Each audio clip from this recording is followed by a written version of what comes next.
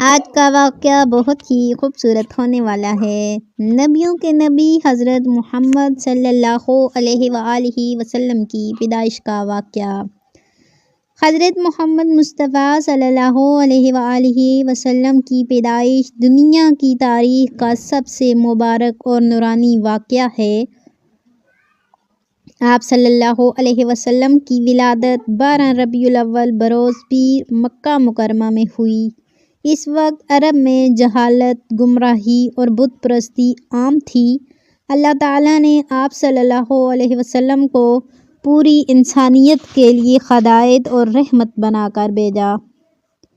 آپ صلی اللہ علیہ وسلم کی پیدائش سے کچھ عرصہ قبل ابرہہ نامی حبشی گورنر نے خانہ کعبہ کو گرانے کے لیے مکہ پر حملہ کیا۔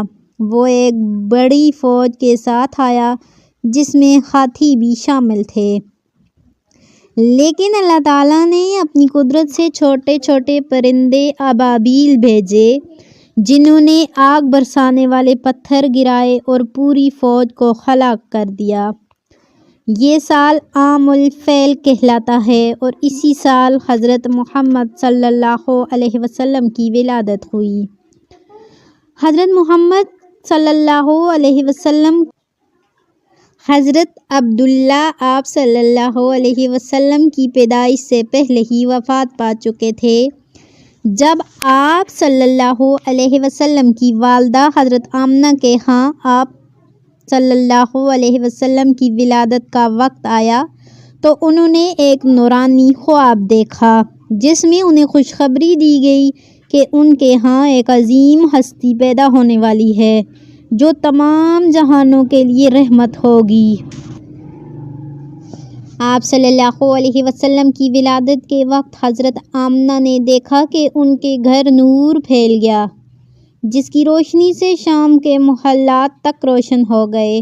جب آپ صلی اللہ علیہ وسلم دنیا میں تشریف لائے تو آپ صلی اللہ علیہ وسلم کی والدہ نے کہا، جب میرا بیٹا پیدا ہوا تو میں نے ایک ایسا نور دیکھا جس سے شام کے محلات روشن ہو گئے۔ یہ واقعہ اس بات کی علامت تھا کہ حضرت محمد صلی اللہ علیہ وسلم پوری دنیا میں ہدایت اور روشنی پھیلائیں گے۔ آپ صلی اللہ علیہ وسلم کی پیدائش کے وقت کئی حیرت انگیز واقعات پیش آئے۔ کسریٰ ایران کے بادشاہ کے محل کے 14 ستون گر گئے۔ یہ اس بات کی علامت تھی کہ فارس کی سلطنت کمزور ہو جائے گی۔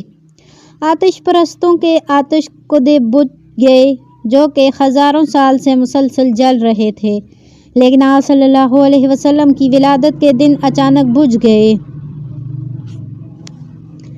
بحیرہ طبریہ کا پانی خشک ہو گیا جو کہ ایرانیوں کے لیے ایک مقدس جھیل سمجھی جاتی تھی۔